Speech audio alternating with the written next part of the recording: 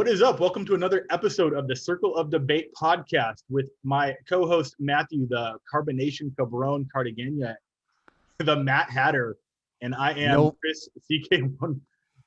You got the hat, yeah. You can't. Yeah, I've got the hat nearby. So many hats, bro. Just in case you forget, it's the easiest way to remember my name. Just in case you forget my name, since we just met today, just Matt in the hat. So very simple. And you will never see the same hat twice, except for you'll never. The Undertaker one, which is pretty baller. He's got the big old cowboy hat. It's around here somewhere. And I want to welcome our guest, Mr. Everything, Victor Andrews, and I want to say that is not a gimmick. That is a lifestyle. Just doing my research on him. He's got everything from pro wrestling handle to I think a Reverb Nation with some original tracks. Is that a lane that you delve into? Are those like your theme songs, or are you in the music game as well? Those were some theme songs that people have created for me just to walk out to the ring with. Yeah. Awesome. That's cool, man. I love hearing like original tracks from I say the indie talent is that I don't want that to be like an insult of any kind, because I know you have wrestled for major promotions, but no, that's fine. Yeah, definitely. All right. Awesome. Cool, man. So about a week ago, we had someone you seem to know very well, Mr. Christopher Wright, C.W. Anderson, and he prepped us with some questions that we wanted to hit you with that kind of segue into the beginning of your career, at least with him, and then you can kind of backtrack and forward track from there. One question he wanted us to bring up was the very first time you guys met, which I believe is for a training session, and I want to know if you know what he's talking about. Yeah. So a couple of guys that I used to wrestle with, their name was the Gorilla Squad, B-Mac, Ali, and Mike Devine. And they saw me at a show that we worked for, and it was like, man, why are you working for like companies like this? Like, why are you wrestling the way you are? You're a great athlete. You're hella talented. You know, you should be getting better promotions. And I was like, well, let's do it. Like, my goal is to make it to WWE, and that's what I'm going to do. Like, I legit told them that. And if you ever get a chance to interview them, they'll tell you. That's the first thing I said to them. They looked at me like I was crazy. And they was like, we want you to introduce you to somebody. So they took me to this house with a big barn. And I was like, we know about the barn. We've heard stories already. I can't wait to talk about that.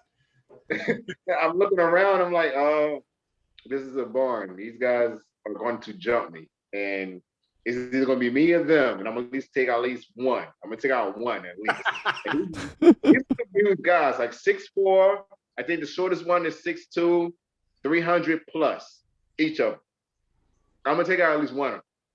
So I walk into the barn and CW's in there. He's training, and they introduced me to him. And he ran me through the ringer. Like, with everybody that he's ever had, he ran me through the ringer to see how much I can actually take and withstand. And at that moment, he realized that I was not human in a sense. Because I wouldn't quit. I wouldn't stop. I actually, after we got done, I wanted more. And I kept coming to him, wanting more. And one of the things that he showed us was the aspect of what we do and how important it is that we elaborate some things. And one of the things we had to elaborate is a punch.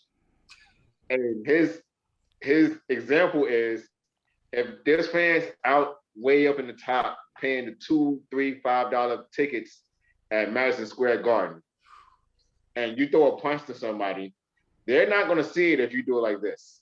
He said there's a difference between throwing it back like this and them seeing it, and then throwing it like this. And he took his fist and punched me dead in the forehead, quick and hard. Like a close range one, like a real one, almost.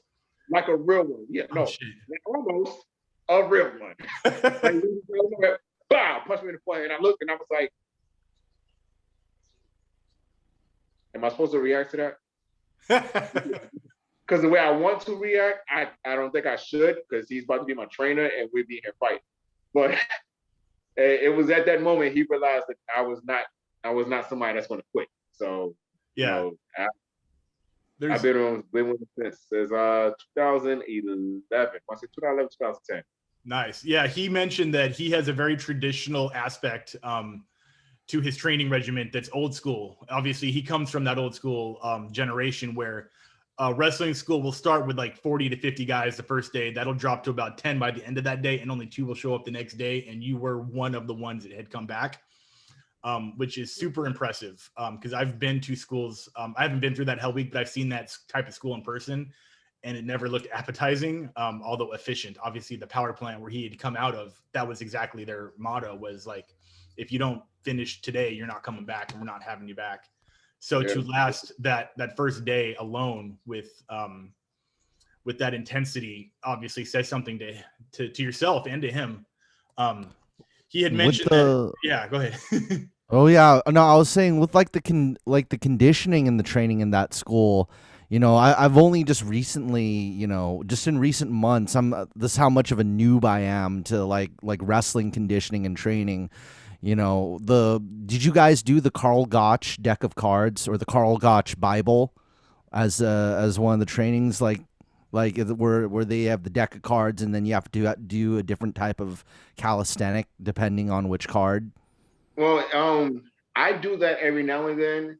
I have guys now that come to train with me that would rather do that than to do my actual training, my actual wow workout. Like that's insane. When your Gotch training is the day off training.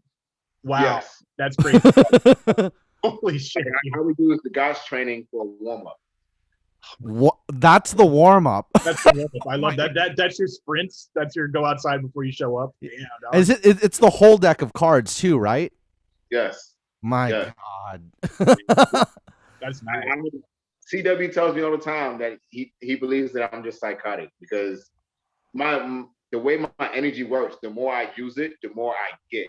So my energy never depletes as long as I'm using it. And I just keep going and going. And so I literally have trainings 4 hours straight with 4 different sessions.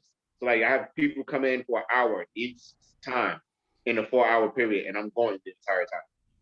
Yeah. He had mentioned a short story, and I don't want to get too far off course and delve back into his interview, but he had mentioned a story where someone, we don't know who, and they shall remain nameless because they are not worthy of their name being mentioned, had a tryout down in at Full Sail for NXT, and someone had said, we saw you in the ring. Who do you train with? And that person had said, I train with CW Anderson. And then Steve Corino immediately went, no, he fucking doesn't. They are able to identify talent that comes out of his camp just by how they can audition and train outside of that camp. They can tell who is his boy, who is his not. What is it about his style that makes that so identifiable, especially when he's not nearby?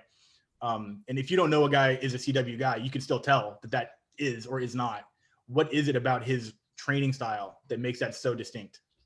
It is the whole aspect of, we're protecting each other first. That is the utmost top thing at our school is protection. We want to make sure I'd rather I get hurt protecting you from a move than you getting hurt and not going home, being able to go and feed your family. So that's one of the top things. Our cardio is unparalleled. That's one of the top things. Like if we go in there, it could be a 5-minute match, a 30-minute match. We're gonna look the same. It's not gonna be a much of a difference. You don't get blown up. Yeah, we're not gonna get tired. In fact, you're gonna be tired getting in the ring with us. Yeah, I'm already tired listening to this. I'm just sitting on my chair in LA, man. So like, and it's just the whole aspect of how the psychology of how we put matches together and how we go out there and we work and just making things make sense. That is the biggest thing for CW. It's making it make sense. You're not gonna go out there and do a suplex to somebody and they just beat your back up half the daggone match. Like, just making it all make sense. So a lot of people, they may go out there and say, I was trained by CW, and people can automatically tell from the time that you walk into the building to the time that you leave that you wasn't trained by CW. Yeah, there's a big difference between someone who just wants to spot fest and show off and then tell an actual story with ring psychology. Like, why are you doing that 450? Why are you working the leg and then ending with a sharpshooter, whatever it is? A huge difference between that guy and the guy that's like, dude, I'm just going to backflip the whole time. Like, I can do a 450 into a diving pool. Let me just hit you with this a couple times. Like, it's like a really bad action movie where it's just action the whole time. And I don't really care about the good or bad guy by the end of the film, So that is one of the more important things that I think fans don't realize that they're watching from a fan's point of view is that story. When someone's doing something like working a limb or setting something up that pays off later in the story, we subliminally don't know that that's what's happening on purpose, but it's so much rewarding when that payoff, happens. And we're just like, damn, I go back and watch that match. I can see him setting this up, setting that up, or she or whoever. And I'm glad that that's almost sounds like it's the paramount of the training. It's like almost cardio storytelling, obviously protecting the opponent, are all three very important things for someone who is going to get into the ring. Yes, and definitely. yeah. And the one last thing he wanted us to bring up was there was apparently a time that I say time, pun intended. I guess he likes punctuation in his arrivals. Was there a particular time that you may have been a couple minutes late to a session, and he dealt with that disciplinarily? Can you elaborate on that? Because that was the one thing he wanted us to talk about for a few minutes. Yeah, well, we were actually on our way to a show, and I was actually on my way back from another show. So I was coming from Tennessee, and it was me and two other guys, and I was running late. And I had not been outside of training with CW. One of the things we didn't touch on is road etiquette, and I was late. I was about half an hour late, and I tried to rush as fast as I could to get there and go home, take a shower, change clothes, and get to where he was. And as soon as we got there, he was sitting in his car. He was waiting, and he dug into me and the other guys so bad that I was like, "Yeah, I'm just gonna go home. I think it's best for me to just go home." And he really dug in my behind, like, and it was respected, like it was needed. Yeah, I was never late from that moment on. In fact, it was moments where we were going somewhere, and he would tell me, "Look, I don't need you here 30 minutes early. So you're okay. You learned your lesson. Don't." And he knows, and I would still show up 30 minutes early. He was like, "I just told you to do that." I'm like, no. I feel good. better about not getting that verbal beatdown again. Yeah, I'm here, ready to go. Whenever you're ready, I'm ready to go. Like, And well, is your commute relatively long or short? It's you definitely don't have to. no, it was 3 hours. We was on our way to VCW in Norfolk, Virginia, and it was a 3 hour drive. And we were leaving potentially very early, just to avoid traffic if we need to stop to eat or whatever. So that I kind of understood. It was like that moment. It wasn't intentional to be late. It was just the fact of where I was coming from ran me behind, and he didn't care. Yeah, that's something that, like, I've sort of, like, in my I bring it up, I don't bring it up just as a relative thing. A very long time ago, I had a very short stint wrestling, and there were so many things that you have to learn the hard way that I almost came up with the phrase, like, you have to make the mistake to know that you made it.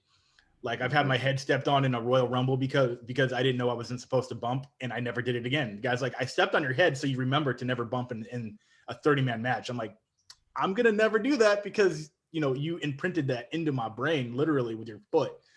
So never having to making the mistake sometimes is an unnecessary evil. Where you're like, man, I didn't know I wasn't supposed to do that, and I found out the hard way that about that lesson. So yeah, I can understand, like, every aspect of the business you learn around every single corner, and that's just one of them right there. Now let's focus on you completely. Your story, getting started. You obviously started wrestling before you met CW. You seem to have moved on to training with him from where you were. What's your origin story? How did you become Mr. Everything? Well, Mr. Everything was pre wrestling. I started as an actor and model. So Mr. Everything is real life. I've done modeling, acting. I was in the military. I've worked since I was 9 years old. And I was actually in New York, and I worked for an agency in Manhattan, Stanley Kaplan Talent. And I was boxing at the moment. And the manager there, her name was Lady Lee. She used to be a wrestler. She came to me and she got me introduced to a promoter for boxing matches. And I was like, all right, yeah, like, that's what I'm here for. I want to fight.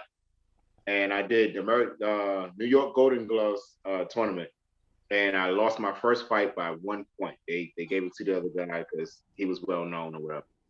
And after that, as I was training with boxing, I was sparring with guys that was 300 pounds. I was only 150, and I was beating these guys up. And because I was doing that, I wasn't getting any fights. What? So she asked me, Lady Lee asked me, you know, do you want to try wrestling? I was like, yeah, who wouldn't? Like, been watching this since I was a kid. I've been waiting for an opportunity to wrestle. So she took me out to Jersey, Union City, New Jersey, with Ace Pro Wrestling, Mike Morgan, and I started trying out there. And I actually had an opportunity to meet Jay Lethal at that facility. He's playing out there. And I was probably a month in, and he happened to stop by to the facility. I was in the ring. I was the only guy there training with Lady Lee. Oh, my bad, bro. I went to your webpage. And you got auto music. That scared the shit out of me, man. Go to the ring. But he actually came in the ring. He introduced himself. He asked me who I was, and he started chain wrestling with me. He just gave me some little tidbits, and then that was it. And he left, and I was like, wow, I just wrestled with Jay Lethal. That's crazy. So then, yeah, go ahead. Sorry. No, shortly after I had my first match, a couple of months later, someone didn't show up, and not long after that, I had to move back to North Carolina for family reasons, and you know, bounced around, try to find out where I can be, who was what shows were running, and then I ended up with ICW, and that's how I met the Gorilla Squad. That's how I met CW, and 11 years later, I'm still here. Been with them ever since, man. That is I mean, you are like his protege, I guess, is essentially the word to use. Like, I don't know how long essentially he's been training and has had the barn, but I'm assuming 11 years, no one's probably got you beat down there. Like, you're probably far beyond student and now just protege. I'm actually trainer now. I'm actually head trainer. I'm actually training CW with cardio stuff. You were there with his transformation then, right? With his great weight. I mean, absolute impressive. Like we talked about this ad nauseum, that he looks younger now than he did 20 years ago when we were watching him in ECW, and I'm 37 and he looks my age. Damn, that's a weird sentence. Yeah. I don't feel. I'm starting to get like a Darth Vader Emperor Palpatine thing from both of you guys now. Like I have in my head. The student has now become the master. The rule of two. We do everything to boxing, MMA training, cardio, in-ring training, grappling. Like we get it all in, and I go hard with him for a whole hour. The entire time we're going, it's nonstop. From the moment I say, "All right, let's go," it is nonstop the entire time. You know, we've been a lot on the physical side, but the one thing I'm really curious about, because we talk about this a lot in wrestling, is there any type of training for the microphone skills for the promo? There you go. Within what you guys are doing, especially with the students? Is it like a sink or swim situation? You just let them develop it, or is it you guys actually have lessons on that in particular? We actually do have trainings on it. A lot of times we get the guys together and they come in and say, all right, it's you and you. Like, it's a whole battle. It's like you and you. And they're like, all right, well, we're going to have a match. And I was like, no, you're going to have a promo. And this is the scenario. This is the location. This is the match. This is the date. Sell it to me. And we have the guys stand in front of each other, and they got to sell that match to me to make me want to go and watch that match. And a lot of times me and CW, we have a show coming up, we'll meet up, and we'll do a promo, and then we'll feed off each other to see if, we need to change this. Should I change that? Should I mention this more? Should I emphasize this? And, we just build on each other and just help each other out with our promos. That's incredible. And has any of that because, I was kind of surprised, the acting background is pretty amazing to add into that. Has that kind of played a role into that? And, I got a follow-up question just attached to that. What's like your acting lesson background? Like, what kind of training have you had in acting in particular? Well, yeah, the acting aspect is a big help of it. I've done public speaking. I've been on movies. I got a couple of independent projects that's out right now. One on Tubi called Shift Differential. So a lot of different things that I have done back in the day. You're in the movie with CW about the where he plays like Pablo Escobar, right? That drug dealer movie. Yeah, he brought that up. Yeah, hell yeah, dude. We're waiting for that. I have that release date saved in my favorites. So when it pops out, yeah. And then he's doing like a bunch of like Mortal Kombat parodies. You're like basically on, like the stunt crew for that stuff. Yes. So we have Turmoil, Mortal Kombat, Argent Assassin. There's a couple more projects that I'm working on right now that I'm actually writing. So yeah, we have a lot of different projects that we're implementing to keep ourselves out there, keep ourselves fresh and things like that. Wow, I didn't know you wrote too. Dang. Dude, it's in the name, Mr. Everything, dude. Yeah. Look, you can't be Mr. Everything if you can't do it. Yeah. Yeah. But my acting background and training, I went to a school called John Casablancas.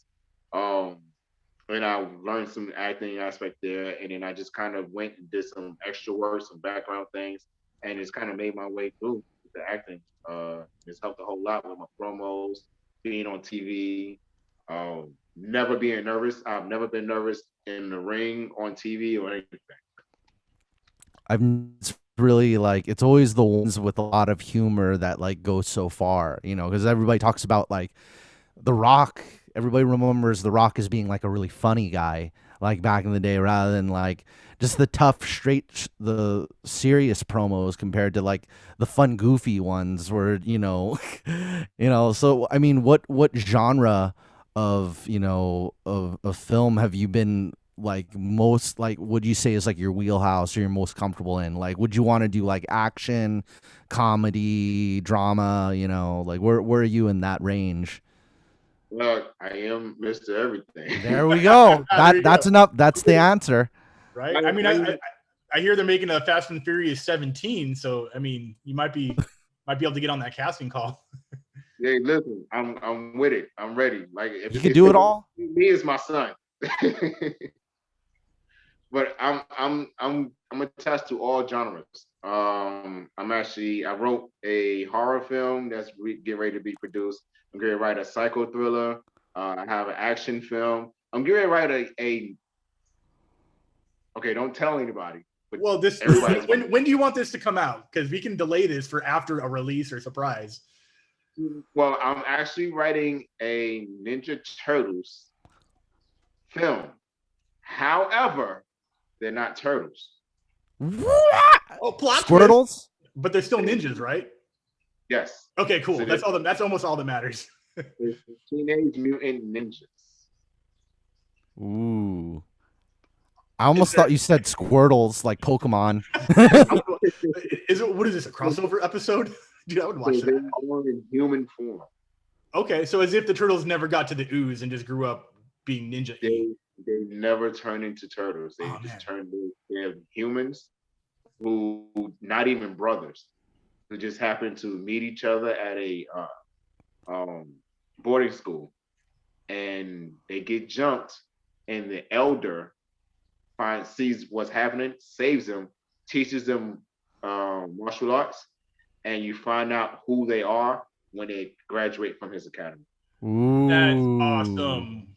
I think that it's almost like a re-origin story by the weapons are all the same, like the two swords and the stick and the nunchucks and the scythes. The weaponry is their ability, their mutant abilities. Ooh, okay. So like with Raphael, you can imagine what Raphael's ability is, his rage. So every time he gets into a situation, his hands turn red.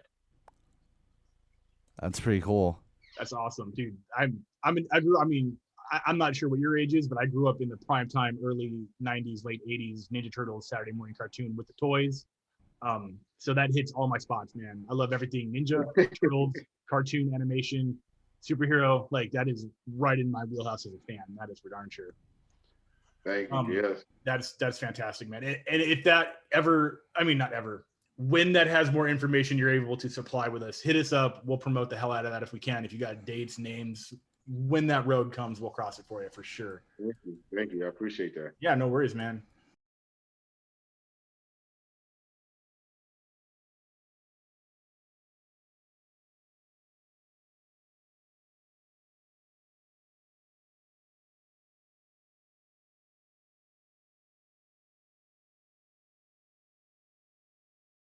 I've actually picked up. You may find it funny, but a couple of moves from Jumanji, the second one, when the girl Ooh. was doing all the fight moves and stuff. I was like, The second one from back in the day, not the Jack Black reboot. Was that, or is yeah, that yeah, the Black reboot. okay? I No, got you. I got you. Cool. 'Cause I think there was and like a number two back in the day. I could be yeah, wrong. I'm thinking some stuff from that. Ip Man. Oh man, I love Ip Man. Ooh, All of them. nice.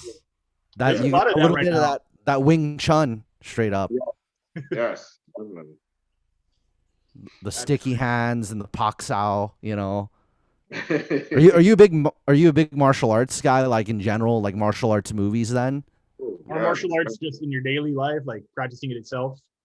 yeah, that was one of the things that I enjoyed with my mom. We would always watch martial arts movies, wrestling. Those are the two things that we just kept going back and forth with. Jackie Chan, Bruce Lee, Jet Have you seen Li. all of the police stories, like all 4 or 5? I've seen two of them. I haven't seen all of them. I gotta Yeah. get back on. That's half. That's about right. The old ones like the Drunken Monkey, Five Fingers of Death. Um, yeah, and I love those.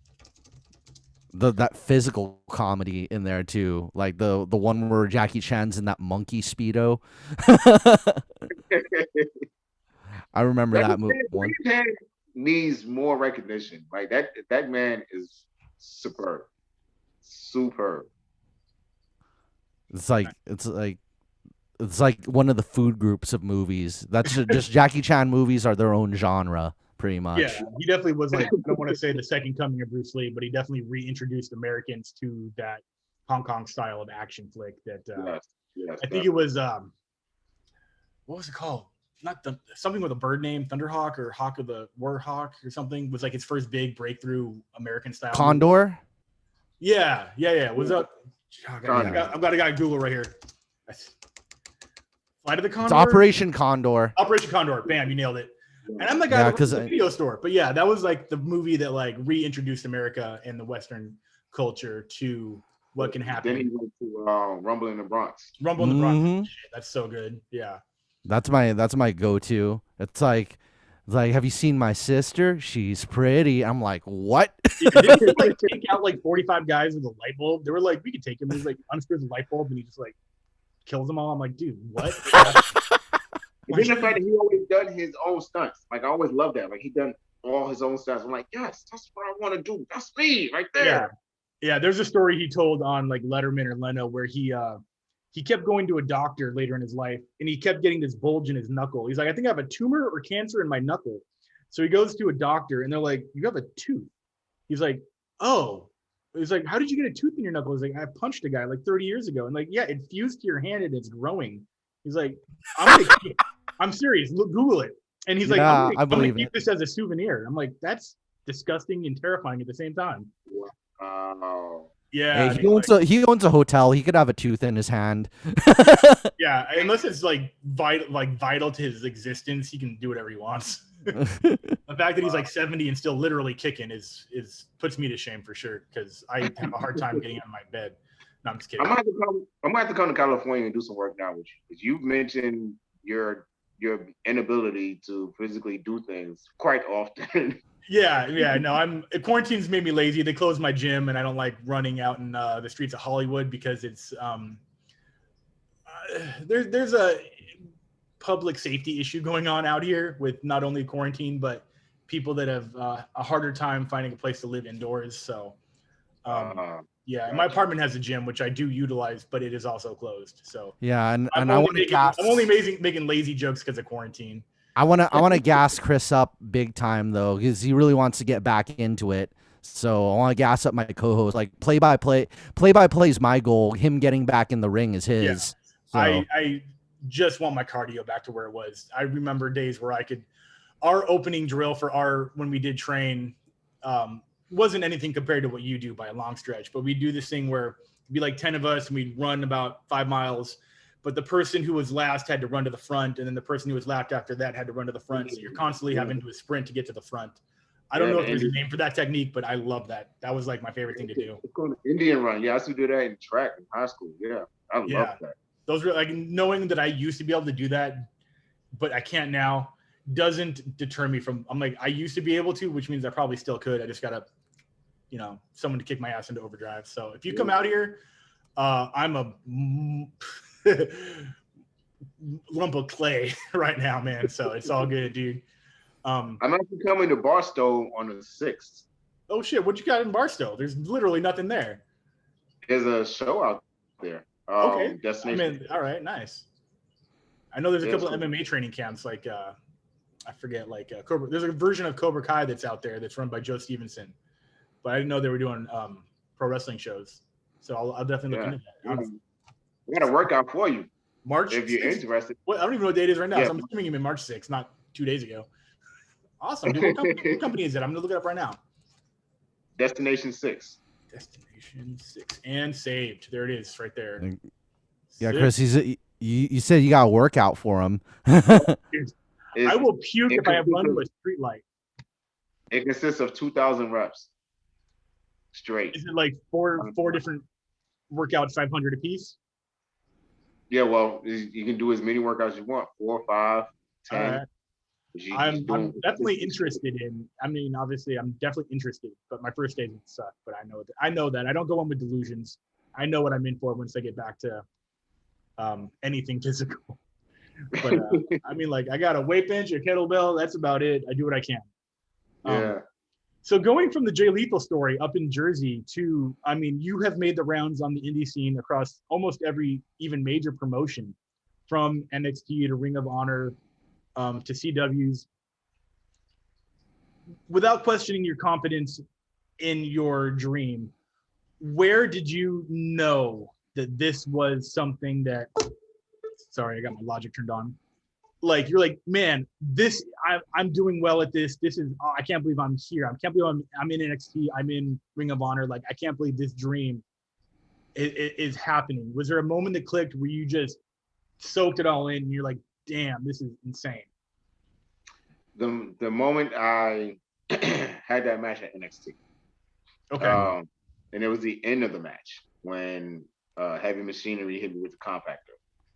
And I'm laying there on my back and I'm looking at the ceiling and I see the NXT sign.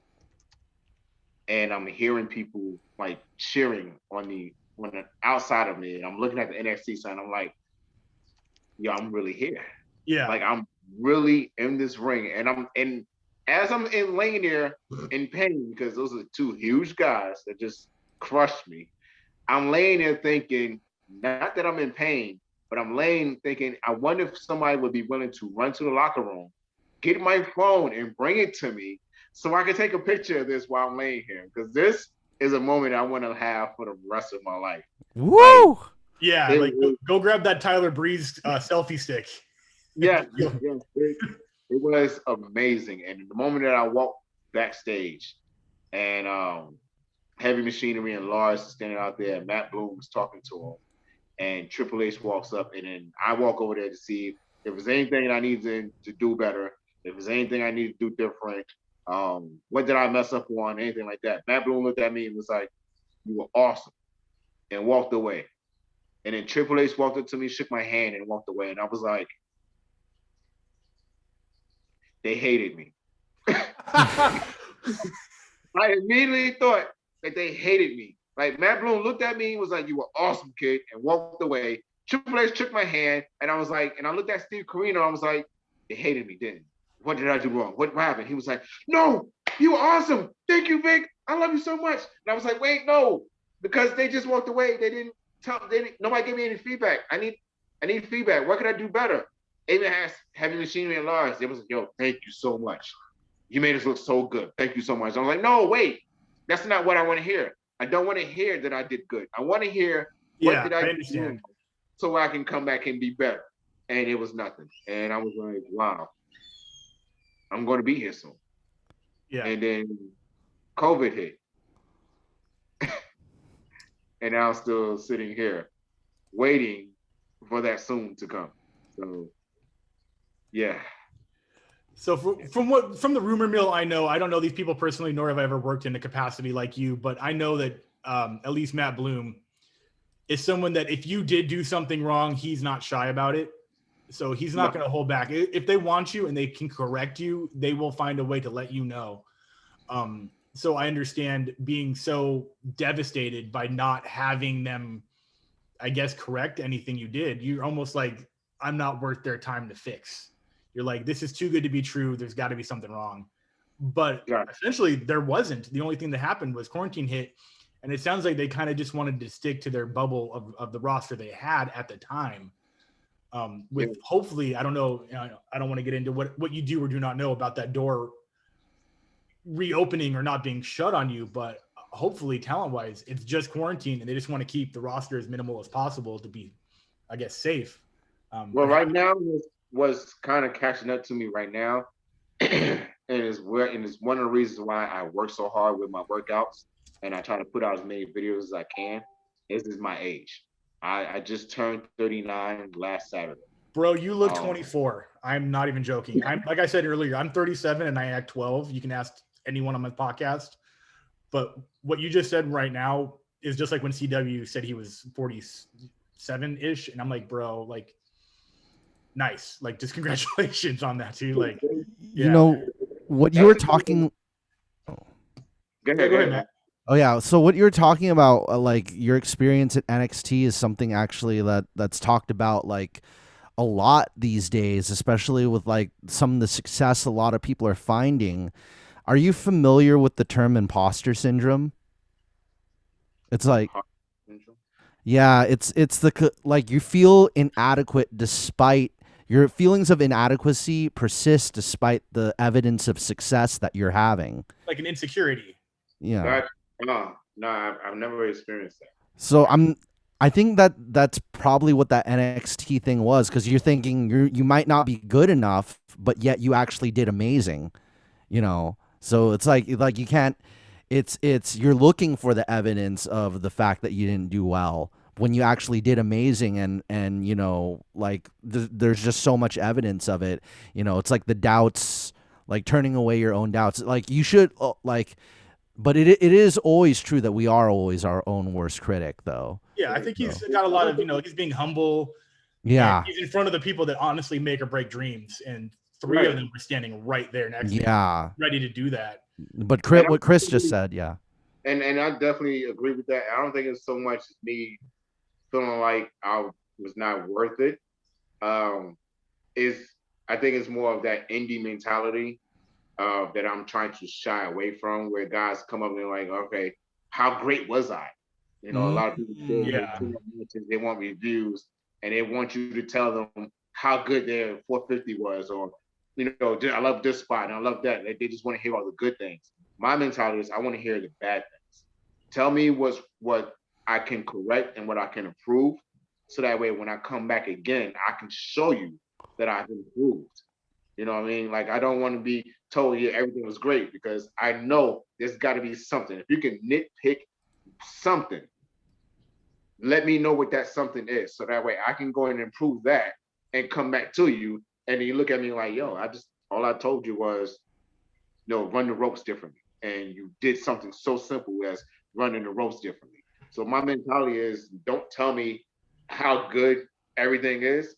Nitpick and show me that one little thing that I can change and make better, so that when I come back, you can see that I'm coachable, I'm willing to learn, I'm willing to improve, and I will go out there and implement everything that you told me. Yeah, that's a very martial arts attitude. If you compare that to just MMA, there are fighters, and I can name thousands of them, that will have a match that changes their entire fight style. An example would be like world-class kickboxer Chet Congo. He would get smoked on the ground by any wrestler that was just 1% better than him. He stopped kickboxing for like a whole year and just drilled wrestling. He comes back and may not be the most entertaining fighter anymore, but is out wrestling people on the mat. And we're just like, what? This is like Chet Congo, the guy that used to like head kick people into oblivion. He's now wrestling and taking people down, holding them down. So those adjustments for why would you want to drill things you're already good at? You need to find your area of weakness, improve upon them, and then become, Mr. Everything. As well-rounded. Like, if you can do a 450, cool, awesome.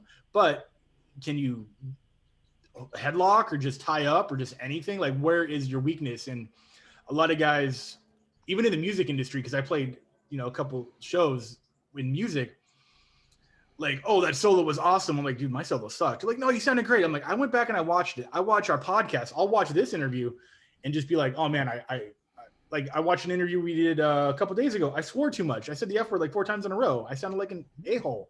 I'm like, now I know to not do that again. So having that out of body humbleness is progress for improvement. And like you said, there probably are plenty of indie guys out there, or even bigger than indie, that are like tooting their own horn, like, oh, I'm the best, I don't need to work on anything. And they go out and they botch something, and you're just like, maybe you should probably work on that, So to have that outlook it's refreshing and it's respected, definitely. Thank you so much. Yeah, of course, man. A few things on the road. When do you almost exclusively always travel with CW, or do you guys just, depends on your venue, you're able to you can go to Ring of Honor on your own, you could kind of figure out your own ride situation? What do you do to keep yourself entertained? We know he, and I'm sure you know this, is a huge 80s hip hop breakdancer and beatboxer. What do you do on the road to keep yourself occupied? Well, one of the things that I probably shouldn't do, but I do every now and then, is I may turn on wrestling or a movie or something, and I'm driving and watching this stuff as I'm driving. And I know it's the worst, but it's one of the things that psychologically for me, it helps me be able to multitask and be able to see different things. I'm a really big Tetris fan. So like I always say, I can see around my peripherals because I have a Tetris eye. Like I can look at you and see my entire house and know that nobody's going to sneak up on me. So that's one of the things that I like to train myself to be able to do certain things, like being able to watch a video and be driving at the same time. It's like not distracted, nothing like that. But outside of that, I may turn on some music. I like to meditate sometimes and kind of listen to the universe, to God, to the angels, to even demons, because you can't know who you're fighting if you don't know, what they're all about. So sometimes I'll just listen to just complete quietness and just relaxing things. But I like music. I like reggae. I'm 39, so I know about the 80s and 90s music. Biggie Smalls, Jay-Z, those guys. I've got 2 sidewinders for you since we're on music. So these heavily related. Some Linkin Park or some Evanescence. And, have you heard Vaporwave? I've heard of Vaporwave. How come I've heard of Vaporwave? I'm asking him. I know. I'm like, I know that band. No, not the band, the genre Vaporwave. Oh, maybe that's what I mean, like the genre. I need to look that up. Yeah, or have you heard any K-pop? Oh wow, that's Matt's lane. Yeah. It's K-pop? Yeah, have you heard any K-pop at all? Yes, I love K-pop. Whoa! See? We didn't know C-Dub was into like breakdancing, and now the K-pop thing over here, it's awesome. See, this is what I was going for. And who are you who are you listening to in the K-pop genre? Actually, I don't even know like artists, but if I'm like searching through music and I'm like, oh shoot, all right, I'm feeling this. I'm feeling this. I'm with this, and I start moving around and things like that. So yeah, I love. I'm gonna send you some stuff then. Like the second we're done, I got a list. That's a different list, as Chris says. Yeah, we always have like a top 5. You have no idea how much you're going to increase my workouts. Ooh, more right? Workout music. That's awesome. Oh, so you go by, it's like by songs that you listen to as part of your workout, like the playlist. Yes, as well. Yeah. If it's something where the music is high intensity, my workouts turn up a whole lot more. Ooh, okay. I know there's a song called 101, and the song's called Energetic. There you go. Send that to his gram for sure. Yeah, that's gonna. I know you're probably you're gonna be like jumping out of pools with weights on your shoulders with that one. The old BJ Penn move. Yeah. Awesome. All right. So to close it out, we are going to ask the pressing questions that you're not going to get. You're not going to get it from Meltzer. You're not going to get it from PW Insider. This is what the fans want to know. between you and CW, who wins in Tetris and Rubik's Cube? Those are apparently both of your favorite hobbies in your free time. So who takes it on both fronts? I definitely win in Tetris, and he definitely wins in Rubik's Cube. Do you ever go off on each other? Do you ever actually have competitions with those two hobbies, or is it just like you stay in that lane, he plays that, and you kind of stay away from each other? Not yet. We're gonna have to do that. Now that you get that on tape. We're gonna have to do that. Do a live stream for that for whose ever channel you want to put that on, either both of yours. That will be content. I promise you. That will be something worth watching. Absolutely. Yes. Cool. Because he's shown me like the algorithm with the Rubik's Cube, and I'll sit there and I'll look at him like, yeah. I'm the same way, man. I'm like, I don't get. We talked about kids that do it blindfolded in like 2 seconds, and I'm just like, he said he had trouble with just the 4 cube, and he can barely do like the diamond one. Man, I don't get Tetris. I get. You'll probably smoke me in Tetris, but I've been playing it for as long as you have. When that long piece comes, that's like game over. The second the long piece comes in, you got that open like lane. He said, you got to think 2 steps ahead. You can't just think about that one piece and wait for it. You got to move. Yeah. He said, you know what's funny? I build up my board until I get that long piece. That's what I do. So I can keep smashing it down. Yeah, you get that 4-row bonus. Yeah, and when I'm playing against somebody, they hate it because I let it build up. They're like, oh, I got you. And that long piece comes like, boom. Boom. 4. You ever play, is it Tetris World? Where it's, it's 100 people. It's 100 people playing online at the same time, and then it eliminates you all the way down to 2. That sounds so OCD. I would have a heart attack if I even tried that. I've actually made my PlayStation shut down. Tetris killed your PS4. That's insane. Yes. That's awesome, dude. All right, man. Well, we're going to wrap up. We really appreciate your time. We want to let you tell the viewers where they can find you, where they can follow you. We know you have merch out there. Let the people know where they can get a hold of you at. Oh, man. You can get a hold of me on all social media, Instagram and Twitter. It's I'm_Mr. Everything. Snapchat is I'm_Mr. Everything. TikTok. I got TikTok. Yeah. Yes. I'm trying to do that, but that's a kid's thing. You can play guitar on there. Yeah, I put my guitar videos up there and do my best, but I don't. The kids are getting mad because the adults are taking over. Yeah. I've seen those talks where they're actually like very upset. Yeah. So my TikTok is I'm_Mr. Everything_VA. My website is www.dvictorandrews.com. Look me up on Facebook. Google me. If you Google me, you'll be able to find so much. But Matt, before we close, if you don't mind, Chris, what is your question? I'm ready. I'm sitting here like anticipating your questions that you was going to ask. Oh, I asked them during it. Okay. Like the K-pop one was the out of nowhere one. So I made it part of it. You got a question for us? Let's I've got. Okay. Let's do this. You remember the game? Marry, Love, Kill. Yeah. Ooh. Yeah. Now, it was. I know a dirtier version of it, but essentially it's the same game. Yeah. Fight, shoot, run. Okay. Oh shit. All right. Fight, shoot, run. Braun Strowman, Bray Wyatt, and the Big Show. Who would you fight? Who would you shoot? And who would you run from? Are we talking kayfabe or are we talking about like the real dudes?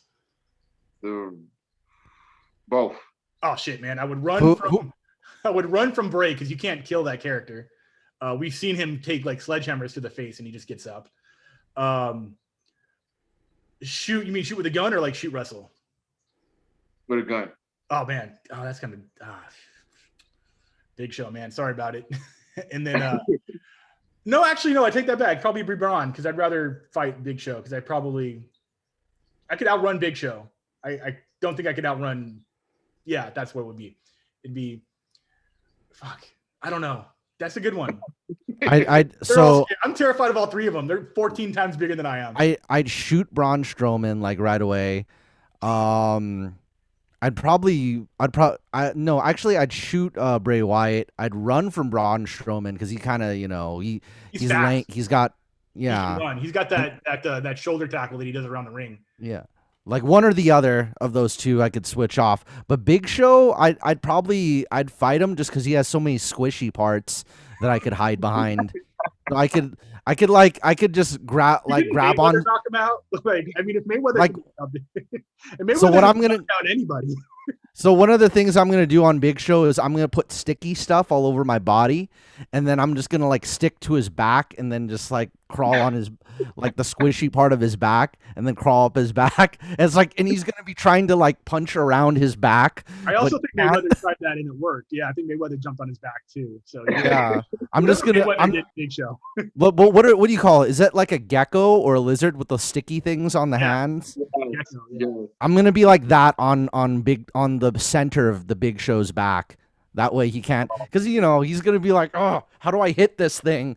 It's like if a gecko's in the middle of your back, you can't punch it or kick it.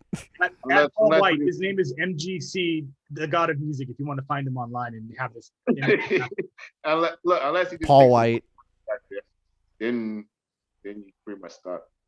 That's a good yes. Yeah, I would definitely. I'll be wearing a lizard outfit too when I'm just right. on Big Show's back. Paul White, I love you. And on that note, we appreciate Mr. Everything coming on here. When he's got movies coming out, he'll hit us up. We'll blast all of his social media handles in the description down below. Feel free to like, subscribe, turn that notification bell on. Do the same for Victor. We will see you soon. Thank you so much for your time, brother. Thank you.